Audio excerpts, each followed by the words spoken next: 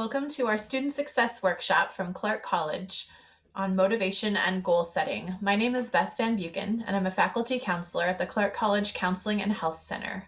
I am joined today by Valentina Fishanska-Kayanin, and I'm also a faculty counselor at Clark College. and I'm Tim Tipton. I'm a former resident at Larch Correctional Center and currently a student of Clark College on my way to university at WSUB here in the fall. So thank you all for joining us today. You will need something to write on and something to write with for this workshop. So grab, if you can, some kind of pen or pencil and paper. And Tim's going to start us off with just a little introduction to this workshop. And he's been wonderful to collaborate on it with us. And take it away, Tim. So fellas, I just want to start off by saying that these student success workshops have been like integral in my success here at Clark. Like, I'm sure by now, I released in June of 2019. So I'm sure by now, probably none of you are familiar with me. And if there are some guys that I did time with there, hi, here we are. You're on your way out. Let's get it. You know what I mean? The point is that these workshops have like really been helpful for me. They've taught me stuff that I need to know. They've like helped me progress in my academic career. And they're great resources. So I encourage you to like listen, stay present, you know, take what resonates with you and use it, you know, and if something doesn't quite work, then just, you know, leave that at the table. But honestly, yeah, there's a lot of stuff that I don't feel like I could have done without this stuff. So it's really good information. And I just really encourage you guys to, yeah, stay focused and get out of it what you can. So thank you. Thanks, Tim. Valentina and Tim, can you see that? Yes. All right. Great. So we're going to get started with motivation and goal setting.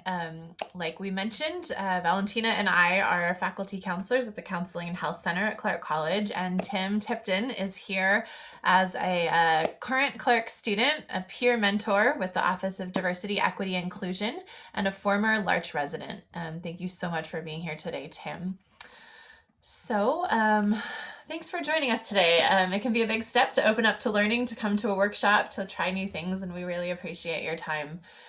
You will need something to write on and something to write with for this workshop. Pencil and paper, pen, whatever. It doesn't need to be fancy, just something to write on and something to write with. So if you don't have that, take a second, please, and get it, and we will get started.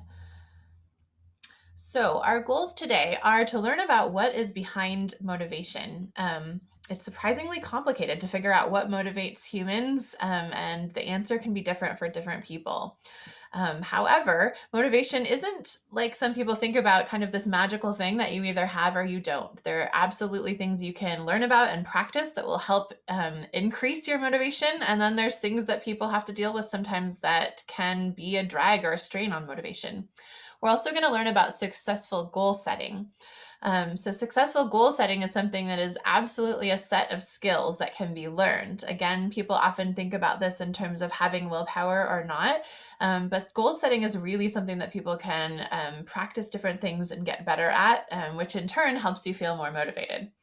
And then finally, we're going to take some time in the workshop to set some goals to help you focus on what's important to you and how to stay on track with the coursework that you're taking right now. All right, so what motivates people? Surprisingly, you know, when I've researched this, there isn't one theory of what effectively motivates humans. There are a lot of ideas that people are currently studying, but as it turns out, humans are very complicated. Psychology is complicated, and it's difficult to study. And what works in a lab is not always what applies to people in real life. So there's a lot of different things that we're getting clearer on in science about what contributes to add or detract from motivation. Some things we know are that motivation can be shaped by things like genetics. So your body and brain, the way you were born into this world, traits that run in your family. It can be impacted by things like stress, mental health, resiliency, which is kind of how you deal with difficult things in life, and has a lot to do with the kind of support you do or don't have. Life experiences and support systems. Who's in your life? Are the the teachers and parents and friends connected to you on board with helping you stick to your goals or not. That can make a huge difference. It's very hard to be motivated out of sheer willpower in isolation by yourself. And what motivates one person may not work at all for someone else. We see this a lot in educational systems where sometimes systems are set up as though the same sort of thing should work to motivate everyone. And if it doesn't work for you, sometimes we get messages that we are just weak or I don't know, not cut out for something or not, that basically the lack of motivation is our fault. And there is obviously a lot of personal responsibility in motivation. You have to dedicate energy to it. And at the same time, not all rewards or consequences work the same to motivate people.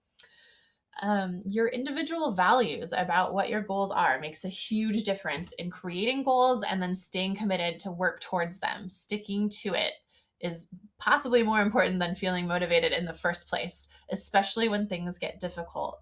And this can happen a lot for students that are coming back to education, maybe from a background where you didn't have a great education, you weren't provided that growing up, or you weren't able to stay in your education because of life circumstances, right? That kind of figuring this out for yourself as an adult learner, what works for you and what doesn't, is a really important part of college success. All right, so what motivates us? There's two kind of basic categories of motivation. There's extrinsic, which means coming from outside of you, motivation, and that is doing something to get a reward or avoid a punishment. This is kind of the most basic way that we think about motivation and that society often operates, if you think about it, right? This, however, it can work well in the short term. So it works sometimes very well with for children in the short term. It can work well with people that have trouble sort of thinking of the long view or have attentional issues. Sometimes they do need short-term rewards to help them stay on track. However, research says that this actually doesn't work that well, especially for people who have experienced chronic or significant stress or trauma. So people that have had those types of experiences, typically things like reward systems or even punishments, it kind of burns out. It doesn't help people stay motivated and stay on track in the long run. And then there's intrinsic motivation, and that is like coming from inside of you. And that means doing something because you enjoy it or you get personal satisfaction from it.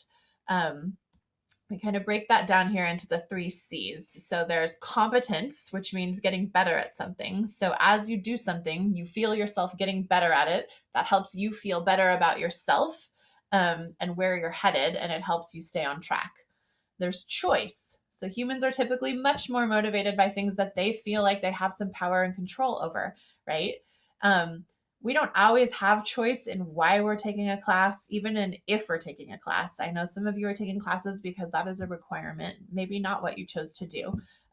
So in those cases, it's really important to think about where are your choices within that, right? Is your choice to pass this class that you didn't want to take so you never have to do it again and people get off your back, right? Is your choice to how you do the class, right? How you approach it. Sometimes all we have to work on choice-wise is kind of how we do something and our own mindset about it. And even if those things feel like tiny choices that aren't the amount of choice you wish you had, they can make a difference in your mindset and your motivation. And finally, connection. Is this something that you're interested in? Is this something that you're passionate about? Are there people involved in your in the process that you care what they think about you or that you're helping out? Right? So in general, intrinsic motivation is really important in terms of complex tasks or things that add up towards a future goal, right? It's very hard to stay motivated in, say, a remedial class that you didn't really want to take, and the homework isn't very interesting. But if you can be connected to the teacher or your fellow students or the long-term goal, it's going to help you get through those maybe not so interesting or challenging tasks right ahead of you. And finally, staying motivated in difficult circumstances. So it's one thing to be motivated if you've got everything going for you, right? If everyone in your life is on board, if you chose what you're doing, if you're really excited about it. It's another thing to be motivated when things are not going for you, or things get really tough. And we see this a lot with students, especially around, say, midterms or leading into finals. Like maybe they've gotten some grades back that they don't feel great about. They're feeling discouraged. Often they're sort of starting to question, like, maybe I'm not smart enough for college, or maybe this class, this teacher just doesn't like me. I'm probably not going to pass. And these are the times to really dig deep and think about what you are doing and why. So we call this connecting to your why. And what we mean by that is thinking about what is important to you. What are your values? What are your dreams for yourself? And how does school fit into that? And like I said, it might be your dream to get a college degree, and it's easy to think about. It might be your dream to just get done with some requirements so you have less stuff coming at you and you can just move on to the next thing, right? It doesn't have to be a huge why, but it is really helpful, especially when things are challenging, especially when it's not going so well or we're getting down on ourselves, to be really clear about how what you are doing right now, how the list ahead of you that you've got to get done today fits into what is important to you in life. Like, what kind of person do you want to be? What kind of person do you want other people to see you as? Your kids, or your friends, or your family, right? Your community. Who do you want to be in the future? And when you look back at yourself now, what do you want to be proud of yourself for? Right? So there's a lot of ways to kind of be creative and think about what your why is. And if you don't know right now, if you're like, I have no idea what she's talking about, that's something to think about, right? Because humans need this to keep going, whether that's in a class or just making the next best decision in life, right? We really need this in order to feel kind of complete as human beings. Tim, I think you had something to add about this too, right? Yeah, I just wanted to point out that this right here this is what you guys need. You guys need a why. So for me, right, regardless of like, I mean, we all have similar stories, right? So before I came to Larch, my why was, surviving. It was a survival instinct. It was getting my next fix. It was, making sure that I had what I thought I needed, when I thought I needed it, right? Well, that changes when your why changes, right? When you decide that you want a better future for yourself, which if you're watching this workshop right now, then it's clear that you want a better future for yourself, because you wouldn't even be doing this if you weren't trying to make, a better life for yourself. That's what we're all trying to do, right? So that why is super important, because I promise you guys, you're going to get out and you're gonna run into some brick walls. Like, I've been out for over 2 years right now, and I've had trouble with financial aid. I've had some really difficult classes that I thought I wasn't going to pass, but did. Like, there are a lot of struggles, I mean, not to mention just, struggles that you're going to face upon release, housing, income, all sorts of stuff, right? And it's going to make you want to give up. But the point is that when you have a why, like, what does your future look like for you? What is that destiny that that you can achieve and you really want to, but you just haven't gotten there yet? That why are you doing this? If it's your kids, if you have kids, or if it's, you being somebody that your family can actually like respect and appreciate, like, there's so many, or if it's just you, if you are your why, you know what I mean? That's okay too. Like, just connect with that though. And when things get really, really tough, which they will, I promise you they will, you connect with that why and it'll get you through those tough times, So, but yeah, that's what I got. Thank you, Tim. All right, let's break this down a little bit. So sometimes, as I was saying before, we often think of motivation as this thing that we sort of have or we don't have. And then we feel bad about ourselves for not having. And then there's nowhere to go from there. But there are absolutely things that you can figure out that are probably either contributing or taking away from your motivation. So for instance, as a counselor, pretty much every term, I meet with students who come in and say, I'm just not motivated anymore. Like, I'm not motivated. I don't know how I'm going to finish this term. I don't know what's wrong with me. And when we break it down, there are often things that are really we can get clear on that are contributing to why they are or are not feeling motivated. And it has to do with physical health, mental health, energy, support systems, right? And so then that gives us somewhere to go with how can we help them invest in and sort of nourish their motivation so that they can have what they need to finish their goals. So the first step, like we've been talking about, is, are you even clear on what your goals are? Do you know why you're doing what you're doing? Right? Are the next steps in front of you clear? If you don't know, it's extremely hard to be motivated because you don't even know where you're headed, right? You need some kind of map or target or goal at the end of this, or like, where are you going? And then what values led you to choose it? So again, like we've talked about, if you are very clear on what you're doing and why, it's going to be much, much easier to ride out the roadblocks and setbacks and challenges and dark times, because you will have roots down into like what is really important to you, right? Why is it important to you that your kids can look up to you? Why is it important to you that you want to be someone who completed an education, or whatever your goals may be? Why are you doing them? And then to get more technical, like, did you break down a large goal into smaller pieces? So Valentina is going to talk about this in a little bit. But if your goals are too big and I don't even want to say unrealistic, if they're just too big, you won't know where to start. And when you sit down to start on them, it will feel overwhelming. And this can apply to, big life goals, and this can also apply to school, right? If you need to write a 10-page paper and you sit down and your to-do list says write 10-page paper, most people just give up at that point. Like, you don't even know where to start, right? So there's a lot you can learn about how to make your goals actually more possible to achieve. Do you have the support you need to accomplish your goal? I've been talking about support a lot. And for some of you, the answer might be no. I don't have anyone in my life. I don't have anyone who has my back. And for some people, that is real. And for a lot of people, maybe there are some supports out there, but they haven't been in a place to reach out or ask for them or access them, because that asks people to be really brave and really vulnerable sometimes. So take a look around in your life and what you have going for you right now. And is there anything else you could draw on or connect to that's going to help you get where you want to go? Because it is really hard to do these kinds of things all by yourself. People do it, sure. Sometimes that's their only choice. But often there's some things out there that maybe people haven't totally made use of that might be available to them. And then what's going to help you stay on track when things get difficult? So you have to have a motivation plan that's going to work when things are going well, and it's also going to keep you going when things are not. So anticipating problems, anticipating stressful times, and having a plan for what you're going to do to keep yourself rolling.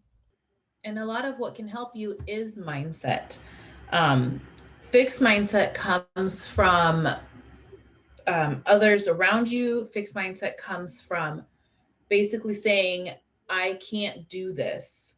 And that's that. So you're going into situations already with the thought of, I can't do this.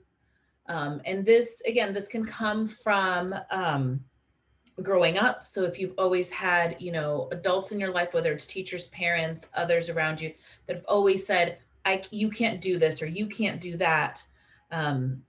Don't even think about that. You're not going to be good at it. That is going to create this mindset of like, I can't do this. And so if you're going into things right now and you're thinking about, as you're taking these classes, as you're doing new things, and your mindset is, I've never been good at this. I can't do this. I've always been told I can't do this. You're setting yourself up for failure. And sometimes fixed mindset is helpful. And, if it is, sometimes you need that for survival of like, I stick to what I know. I do what I know, because this is what keeps me fed. This is what keeps me safe, whatever that is. And it works in that way.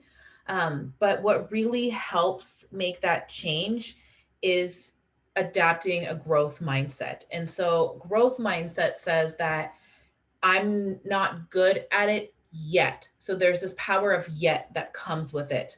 And so that opens you up to new possibilities. That opens you up to saying, this isn't something I've been good at, but I can be.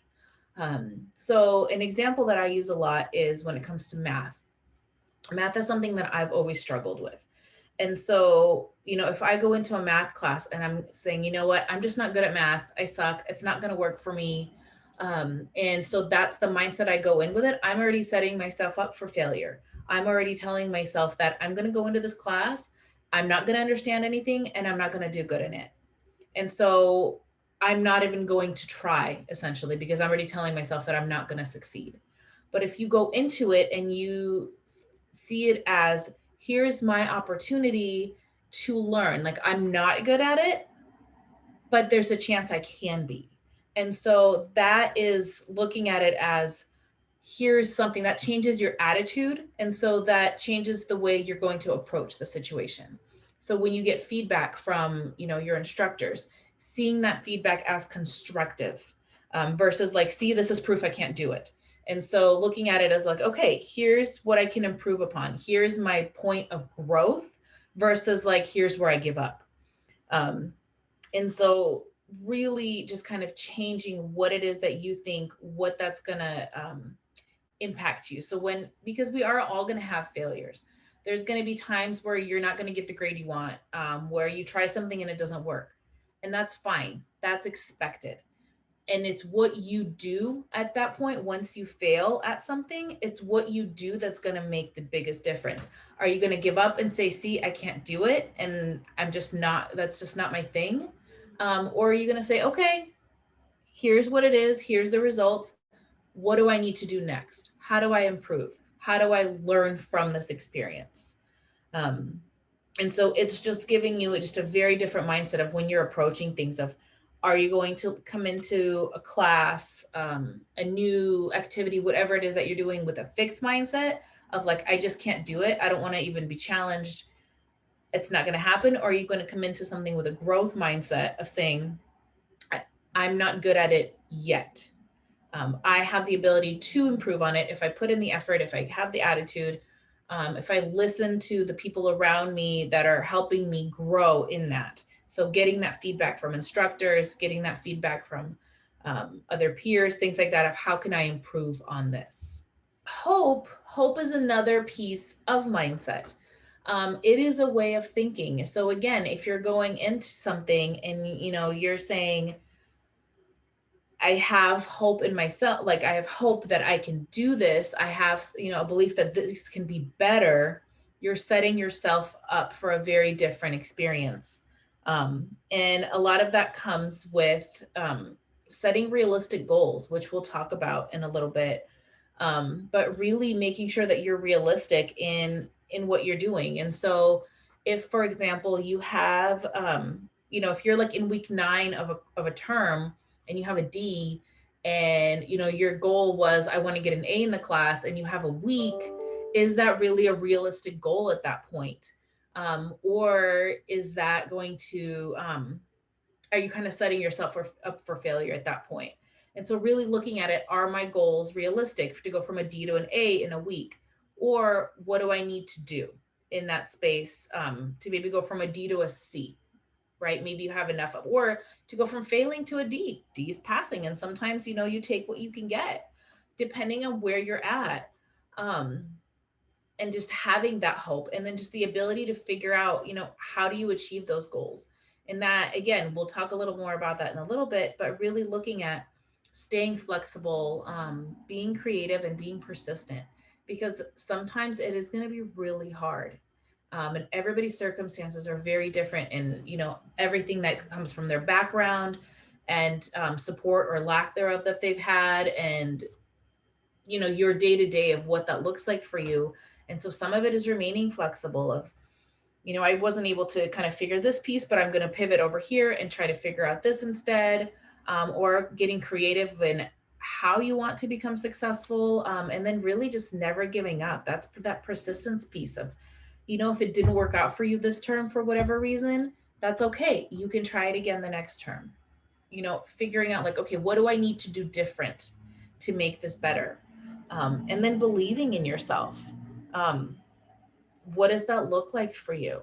When we talk about believing in yourself, sometimes like really setting those kinds of, again, like where it connects with the realistic goals, or goals that you can feel that you can accomplish. And so when we're thinking about that, sometimes thinking about, uh, I want to get a bachelor's degree, for example, that might feel too big. That might feel like, oh, I don't know if I can get there yet. Like that sounds, if I'm sitting at maybe a high school diploma right now, like that sounds really high for me. That sounds really far. And so scaling that down of, I can complete this one assignment. This assignment that I'm working on right now, I believe in myself enough to, I can complete this assignment.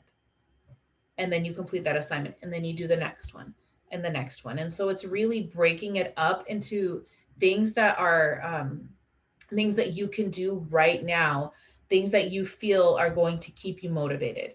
Because when you're thinking of like the bigger long-term goals, that can feel really far away and that can feel overwhelming. And so when we're breaking it down into something small of, I can do this one assignment, I can pass this one class, just have enough belief in yourself to do that. Just do that. And that sometimes can help with that motivation and having that hope to keep going. And so we talked a little bit about goals, but we can get more specific. This is a strategy for setting goals that can really help create a plan for you. And so the first thing that we talk about are goals need to be specific. And so setting a goal of, I don't know, like I want to graduate. Great. What does that mean? What is it? What does that look like? I want to graduate with what? And so looking at like, okay, I want to, or even like, I want to complete my homework. Okay. What's the homework? What specific thing do you need to complete? Is it, I need to write a paper? I need to work on an introduction. I need to complete math problems. Be specific on what that goal is. What is it that you need to do? I want to graduate with an associate's in art. What is it? What are you trying to do? And then it needs to be measurable. And so how do you know that you've completed that goal? What are you using to measure? And so if the goal is, I want to get an A in English, A is that measurable piece. So did you do it? As you're going throughout the term, are you getting A's on your assignments? That's a way to measure to see if you're getting closer to that goal, if you're going that way or not. And so you can reassess. Is it achievable? Is this goal achievable for you right now in this moment? Again, kind of using that D to an A example. Is it week 9 of the term and are you trying to go from a D to an A? How likely is that to happen? And so really looking at it, is this something that's achievable within kind of the time constraints and all those pieces that are available? Is it relevant? Is the goal that you're trying to achieve relevant to what you're trying to do?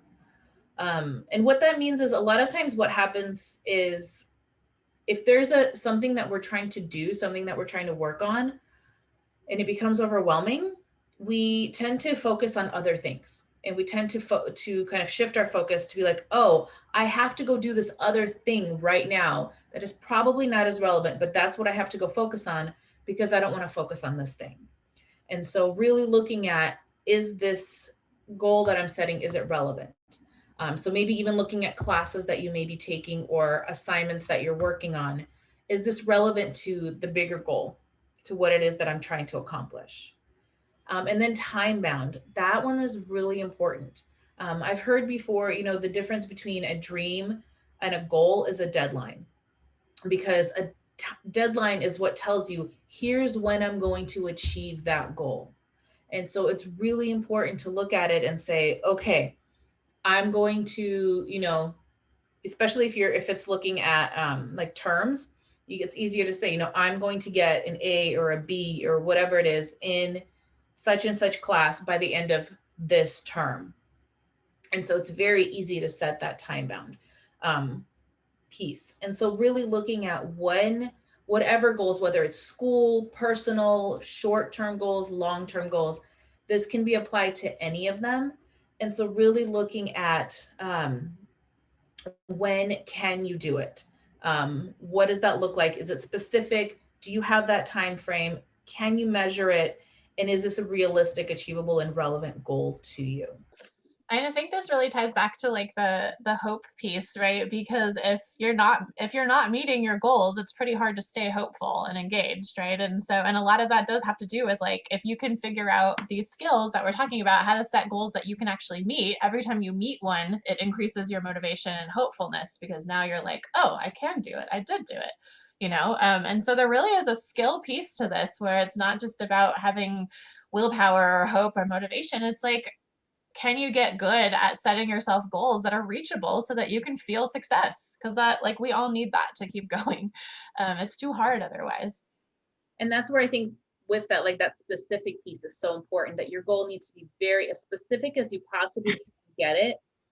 Because then you know exactly what you're going for. There's no guessing. You know exactly what you're trying to go for. And I would say that it totally applies to assignments. So we're going to do another workshop for y'all later about study skills. But like if your goal is like, I'm going to write this paper, right? You need to start somewhere. Otherwise, even, so there's a lot of like academic skills that can go into this too. If your goals are about school, how do you make your school assignments broken down into small achievable pieces so you can feel good about yourself because you're getting it done?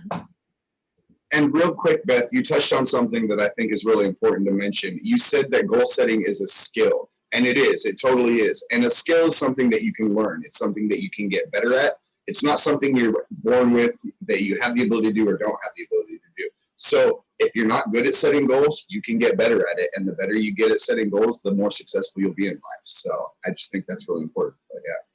Thank you, Tim. Absolutely. It's something I still work on all the time. I find myself setting goals and then I'm like, that is so unrealistic. Like I'm going to give up before I even start. But like maybe I can make a little tiny goal and then I could do it and cross it off my list and feel awesome about myself, as silly as it is sometimes. Like, So it's all the little steps that get you there. Breaking goals down into small pieces. So being as specific as you can with these things, so when you're looking at a paper, for example, writing an 8-page paper, that can be overwhelming for anybody at any educational level. And so anytime, I know even for me, when I was writing papers, anytime I would sit down and think, okay, I have so many pages to write, that sounds really overwhelming and it's not something that I would want to do. And so then I would avoid it and go do something else. But when you break it down into very small, manageable pieces, so your goal isn't to complete an 8-page paper, your goal for that day may be, I want to pick a topic. I want to write the introductory paragraph. The goal could be just writing 1 page that day. That's the goal. That becomes a lot more manageable. And it doesn't feel as overwhelming because I can write a paragraph. I'm like, okay, that's fine. That feels more manageable to me. Versus every time I would sit down, I'm like, I have to write 8 pages. I don't have 8 pages worth of stuff to think of right now or to write about. But when it's just that one, okay, it's one small thing that I have to do, or I have to do these specific math problems, that feels a lot more manageable. And then creating a schedule for yourself as best as you can. What does that look like for you? So if you're someone that isn't awake and alert first thing in the morning, try to avoid doing that heavy kind of work first thing in the morning. If you're someone that isn't awake and alert towards the evening, then don't schedule it at that time. So look and figure out, what does your day look like depending on all the things that you have going on within that. Where do you have flexibility in that day? And then create a schedule of when can I get this work done? What does that look like? And then schedule out your different assignments. So that way, okay, I can work on this assignment today and I'm not going to worry about this other one because I have it scheduled for tomorrow. So as much as you can, think of, okay, what is kind of like, what am I doing? When am I doing it? When is that kind of almost like a prime time for me? If you have that flexibility within your schedule, take advantage of that. Again, if you're not a morning person, don't try to write an 8-page paper in the morning, right? Maybe if that's the only time you have that day to work on things, maybe try to work on something that's not as like not as overwhelming. And then setting your environment up for success. And, I understand that like things may be, obviously limited. You don't have as many abilities to change the environment. But for you, like, what does that look like? A big piece of setting up the environment is limiting distractions as much as you can. Um, Also looking at, a lot of times students will kind of like lay down in their bed and then try to read their textbook, and that's not going to help. So for somebody, it might be sitting up, versus, laying down. Or for some people, they need to be more active and moving. So it could be standing up and reading a textbook. So what does your environment look like? What can you do? Is there any space that you can sit and focus and do your work? That is going to limit those distractions for you. And another thing is really important is to be kind to yourself. And this one is really hard for a lot of people, um, especially if you didn't grow up in an environment where others were kind to you or were understanding or supportive. It can be really hard to say, you know what, today sucked, or this is really hard for me, or I'm just having an off day or an off week or whatever that is. And so really be kind to yourself. Know that it's okay. It's going to be okay, and it's okay to struggle sometimes, and that some of these things may be a little bit more difficult. So really take the time to kind of tell yourself, like, yeah, it really sucks, and it's okay. I can get through this. I can do this. Um, and then finding a way to stay accountable. And that could be, you could be accountable to yourself. Sometimes we're a lot better at being accountable to others. And so looking at, do you need to create like a checklist of, okay, what are the things that I need to get done? Check, check, check, check. I've done those things. Sometimes if it's easier for you to be accountable to someone else, maybe you could be accountable to a teacher, or if you have a friend or a classmate, you can say, okay, here are the things I've done, or what have you done? What are we going to have done by this day? And so sometimes if you have others that are going through the same thing with you or taking the same classes, have the same assignments, it's a lot easier to maybe work with them saying, okay, what are we going to do to hold each other accountable? What are we going to do to help each other stay on track to our goals? And then as far as the schedule goes, planning out your study time. And something that's really important to remember is for every hour that you spend in class, it is expected that you would spend an additional 2 hours outside of class working on it. And so that could include reading the text, that would include working on homework, that would include any study time, looking at notes, anything like that. And so if you're noticing that you're feeling overwhelmed, or it's like it feels like there's a lot, think about what does that look like for you, as far as how many credits are you taking and how much time are you able to devote to doing the work outside of class, because that's something that we forget to take into consideration a lot, and then we don't understand why we're feeling so overwhelmed or why we're feeling so backed up with our work and just not being able to catch up on it. But this came up when we were planning this workshop with Tim, is that some of these tips that we're talking about are really all of them, I think, hopefully apply to where you're at now, and absolutely apply to where you're headed, right? So even if some of these things aren't usable for you now, or don't relate to like what are your options now, these are really good things to start thinking about if you plan to continue your education once you get out. Because college level study skills are things that many people didn't learn and don't arrive to college knowing, which is why we do these kinds of workshops. And we have a lot of supports on campus for. And these are just things to start thinking ahead about, because mostly they aren't taught in middle school and high school. So however far you got in your education, sometimes these are new skills that people have to learn, and these can make a big difference in if you feel successful or not. So like Tim was said so well earlier, right? These are skills that people can learn, and you may not have them yet, and that's okay. But and I mean, to piggyback off that real quick, this is also incredibly important too, because like right now you guys have pretty much all the free time in the world. Like, let's be honest, it's, chow, count time, yard, class, and then it's free, right? So instead of playing cards in the day room, you're studying, and that works, right? Well, in the real world, you know what I mean, on the outs, we don't have that much free time. We have to have a job so that we can survive. We have to we have social obligations and stuff, people we haven't seen in potentially years that we need to, reconnect with and things like that. So it becomes difficult. So managing your time is very, very important. Like that was definitely one of those brick walls that I ran into when I first got out, and I was, taking, a full time. I was going to school full time, 12 credits. That's 36 hours of a week. 12 credit hours a week is 36 hours in a week that I was, devoting to school, right? Plus work, plus other stuff. So it's just, yeah, it's definitely important to be cognizant of that, because it's something that's, yeah, you have to pay attention to. So. Yes, it is so important, to focus on these skills now, and figuring out how do you structure your time, because that's what's going to make or break a lot of this for you. And so really learning, okay, how do I learn to structure my time now?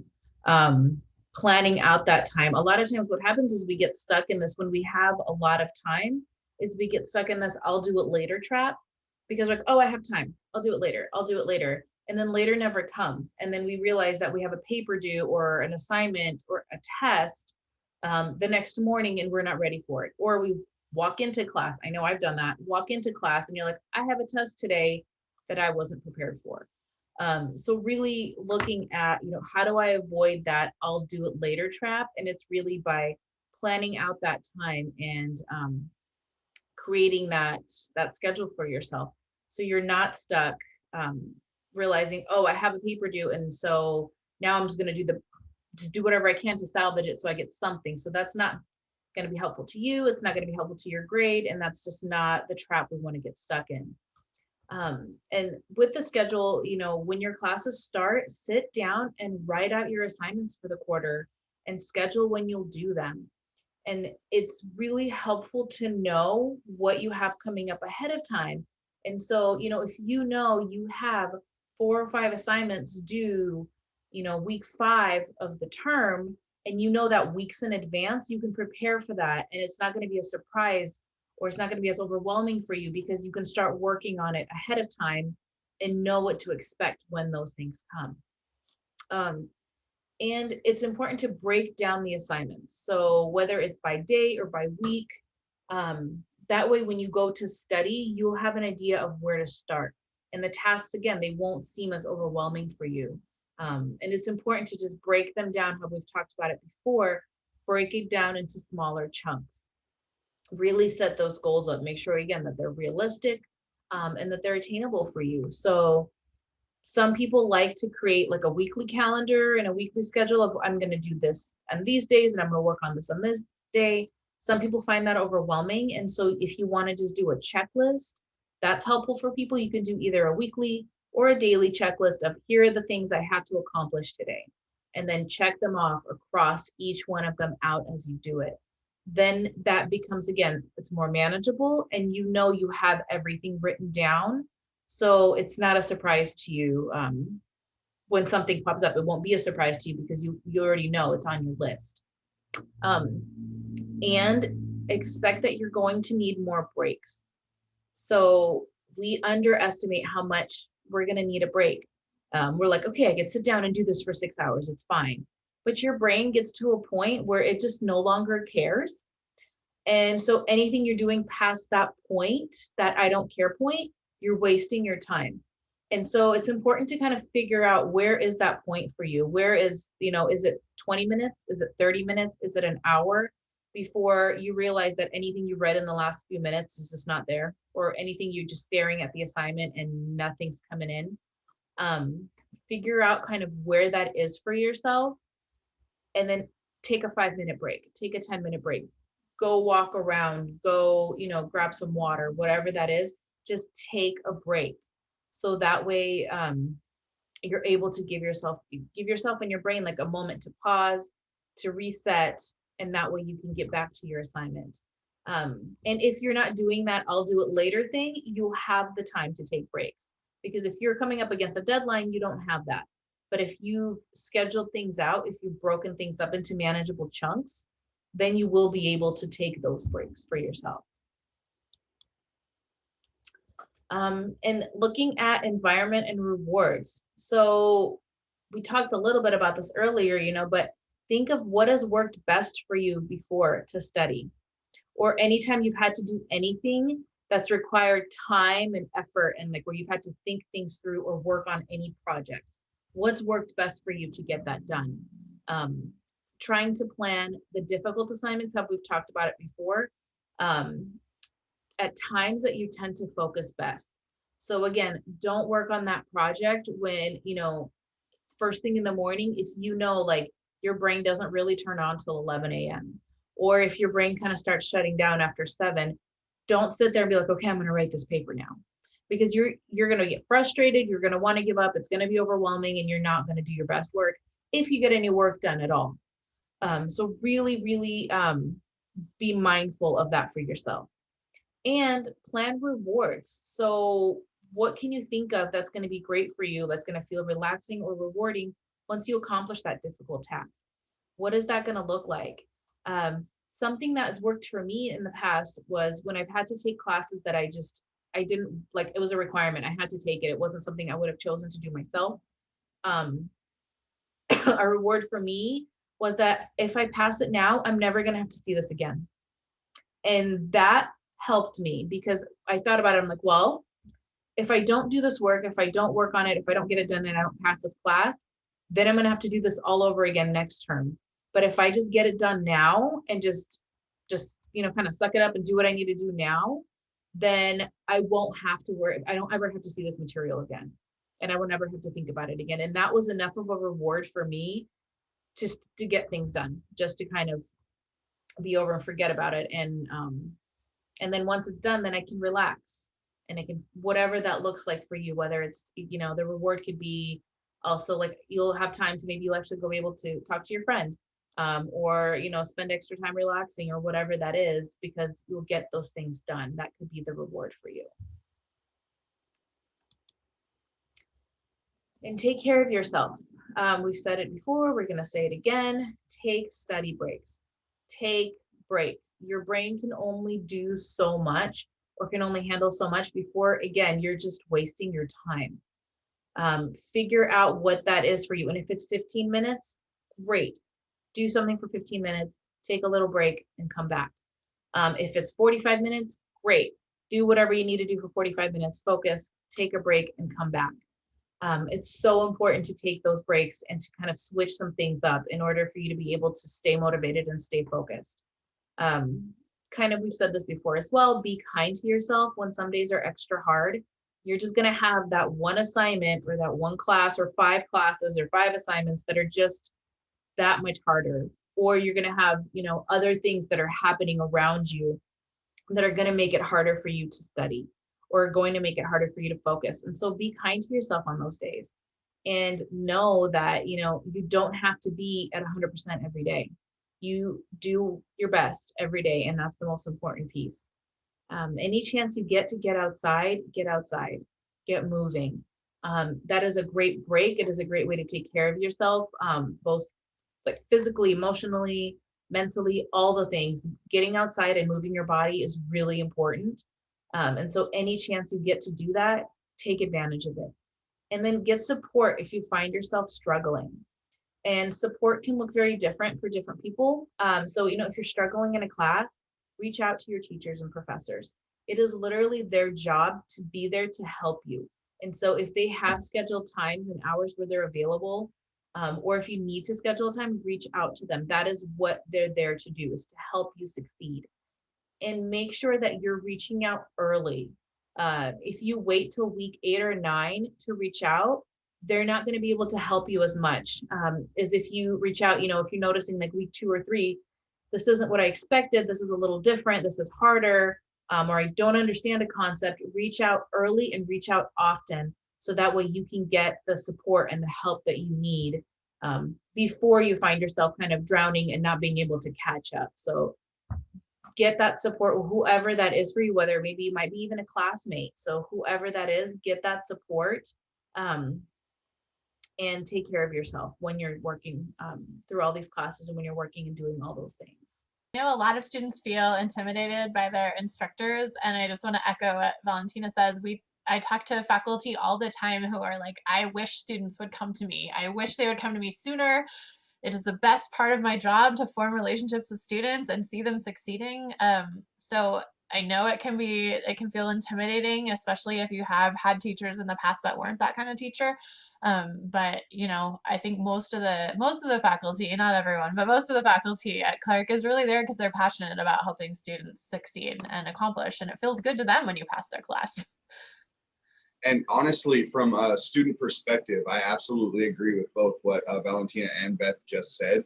I literally probably only passed some of my really, really hard classes because of my interactions with my professors from those classes, right? The tips that they gave me, the information about what was coming up on the test, things like that. Like, I'm a computer science major. I've had a year, literally a full year, 4 terms of calculus and 3 terms of physics. These are the most nightmare classes you could ever probably take in your entire life, right? But I passed them. And the reason that I passed them is because I did that. I utilized the email. I showed up in office hours. Before COVID, I talked to my professors on campus and things like that. Listen, I'm having trouble with this. What do you suggest? What can I do? Like, that. And as I'm sure we're about to talk about now, getting tutoring, because yeah, that helps a lot too. But anyway, yeah, definitely build those relationships with your professors. It will save you in the future, I promise. And don't just wait to reach out if you're struggling, right? They want to know you. They want to help you. They're going to be a better teacher if they know who you are and what you need. And you're going to get more out of the class if you understand them and their teaching style. I always recommend people go to office hours or meet with their professor, even if they're acing the class, because you just never know, right? That might be the person who writes you a letter of recommendation in the future. It might be a person who inspires you as to what career you want to go into. It is always helpful to make solid relationships with people that you feel like you connect with. Tutoring. Get tutoring if you need it. Again, tutoring doesn't need to be just when you're bombing a class. It can be just to make sure you're on track. It can be to get some different ideas or hear a slightly different way of explaining a concept. I know you can get tutoring right now at Larch, and it's a great thing to have in your pocket, even if you don't need it in the class you're in now, just to know that it's out there and to get started with it sooner rather than later. If you are struggling in a class, don't wait until the midterm to start tutoring. You want to start, the second you feel like you could use some extra help. I think especially with different teaching styles and online learning and stuff, like some people really just do need that extra time to have someone go through it with them, so they can ask questions in real time. It doesn't mean they're not smart. It doesn't mean they don't get it. It just means that might help them learn something best. And in the end, like, what you get out of a class is what you put into it. And if it's important to walk away with like the most that you can take out of it, because otherwise you're just kind of skating through. Talk with your reentry navigator. So that's another resource you have right now. Similar to your professors, if you have a strong connection with them and they know you and who you are and what your strengths are and what you're looking for, they're going to be able to do a better job of connecting you to resources and helping you get prepared for how to be successful when you get out.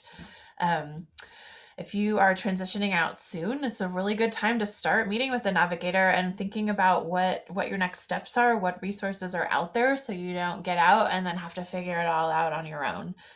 Clark has a ton of ways to support students. So if you're headed to Clark, you can start now finding out like what's there, what you might want to be interested in connecting to or using when you get there.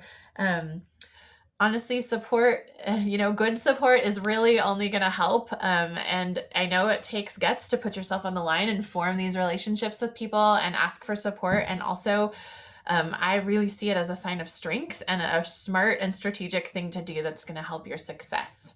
Yeah, I want to touch base on this subject as well. So she said support is only going to help. No, it's going to be the only thing that's going to get you through, guys. Like, so at least for me, right? When I came to Larch, I didn't know anything about higher education whatsoever. Didn't know what to do, didn't know how to do it, didn't know anything. I literally needed somebody to hold my hand through the entire process, right? Like, I took some classes while I was at Larch. I spoke with the reentry navigator to help me get set up for classes after I got out. And then I used that reentry navigator when I was out. Back then it was Angelica Provatoni. Now it's Gabrielle. I don't know her name, but regardless, I use that to be successful on the outside. Like we have okay, so myself, former inmate, you guys current inmates, right?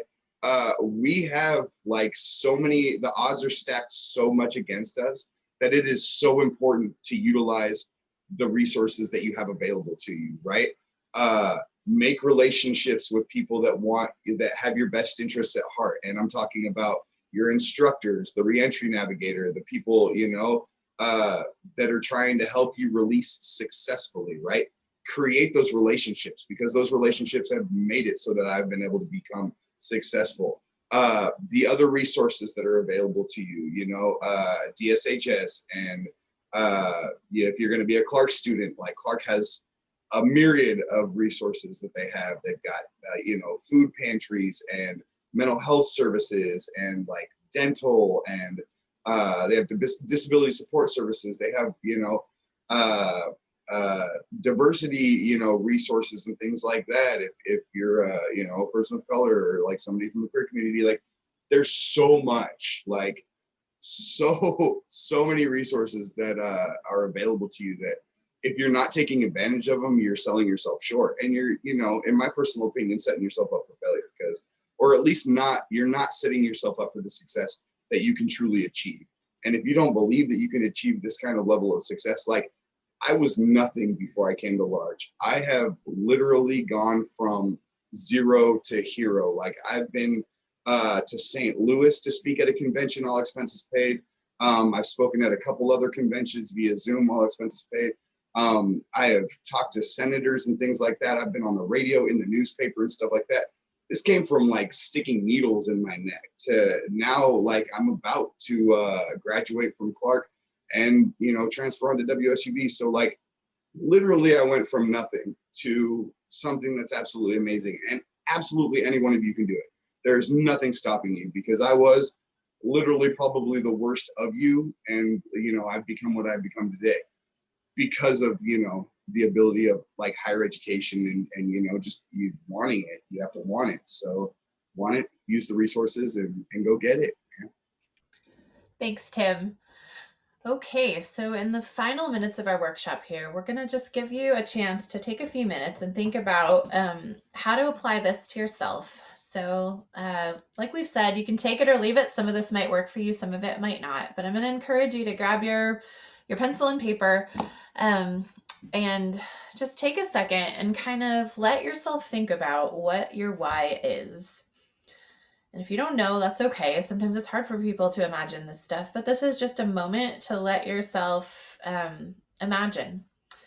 Imagine yourself in the future, say 5 or 10 years from now, when you've achieved some of your goals. Let yourself see that as a real possibility for yourself. What would it feel like to look back on this time and think, this is how I handled these challenges. This is what I did with it, my resources. This is where I went. What would be possible for you if you did meet some of your goals? What would be possible for you if there were people in your life that supported you and had healthy relationships with you? So just let yourself take a minute, and whatever way it comes to you, whether that's words or pictures or music or like a video in your mind, what would it be like to be in a future where you were achieving some of your goals?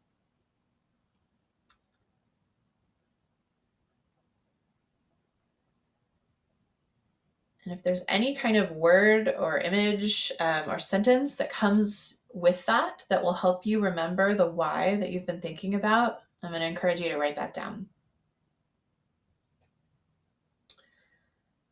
Now we're going to take a minute to brainstorm the following questions.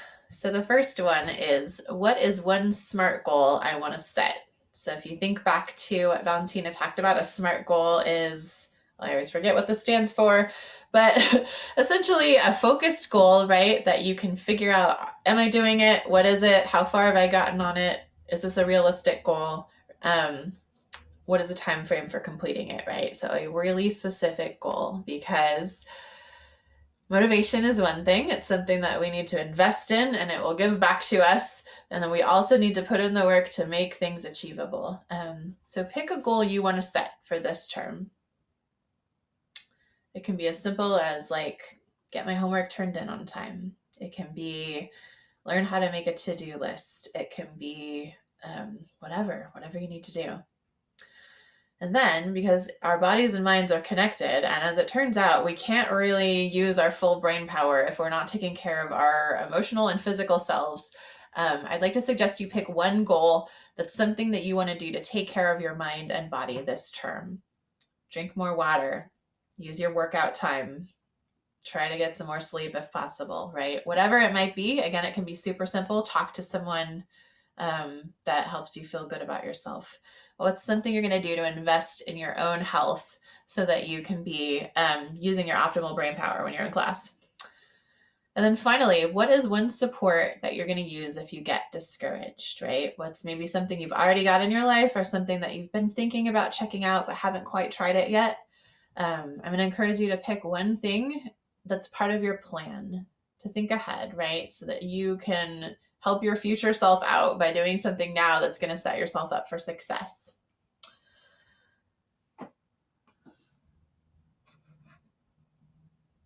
All right. So if you've got that, a lot of times when we do this workshop, we encourage people to keep this with them if they can, to pull it out and look at it as you go on in your term. Sometimes people like to expand on this. If you're into like art or journaling or whatever, just kind of help yourself keep brainstorming and keep visioning this. And that spending some time doing that kind of regularly as you go and like checking back in with your paper. Where am I at with my SMART goal? What support might I need to help me get back on track? Is a really helpful way to keep yourself kind of checked in with your progress as you go.